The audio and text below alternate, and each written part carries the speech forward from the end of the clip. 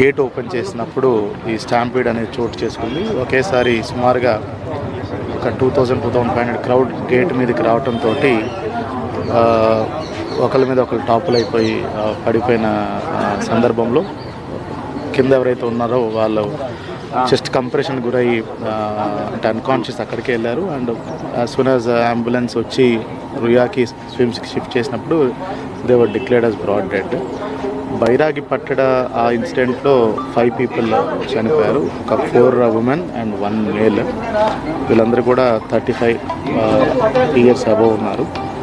ఒకళ్ళు ఫ్రమ్ కేరళ ఉన్నారు, మిగతా వాళ్ళు వైజాగ్, నర్సీపట్నం వాసులుగా గుర్తించాము. వాళ్ళ బంధువులందరికీ కూడా ఇన్ఫార్మ్ చేయడం జరిగింది.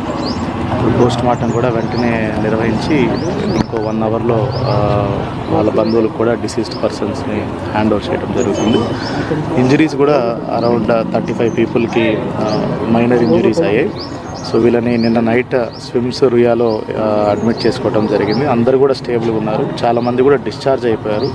యాజ్ ఆఫ్ నౌ కూడా ఓన్లీ 12 పీపుల్ అడ్మిట్ అయి ఉన్నారు. మిగతా వాళ్ళందరూ వెరీ వెరీ మైనర్ ఇంజరీస్ ఉంటూ వాళ్ళు ట్రీట్మెంట్ తీసుకొని దే గాట్ డిశ్చార్జ్డ్. సో ఇప్పుడు అందరూ కూడా స్విమ్స్లో ఈ 12 మంది కూడా స్విమ్స్లోనే యాజ్ ఆఫ్ నౌ ఉన్నారు.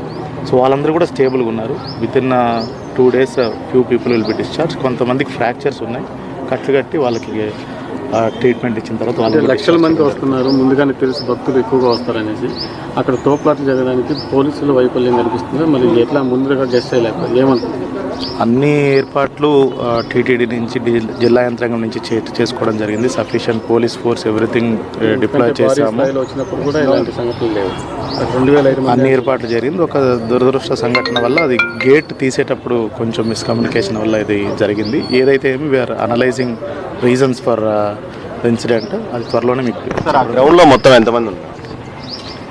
ఆ హోల్డింగ్ ఏరియాలో బైరాగి పట్టట్లో సుమారుగా 2400 నుంచి 2500 మంది ఉన్నారు. అంత తక్కువ మందికే ఇట్లా తొక్కిస్తున్నారు.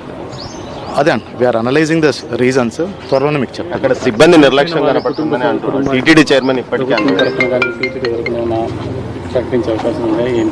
గౌరవ ముఖ్యమంత్రి గారు ఇప్పుడు విచ్చేయనున్నారండి.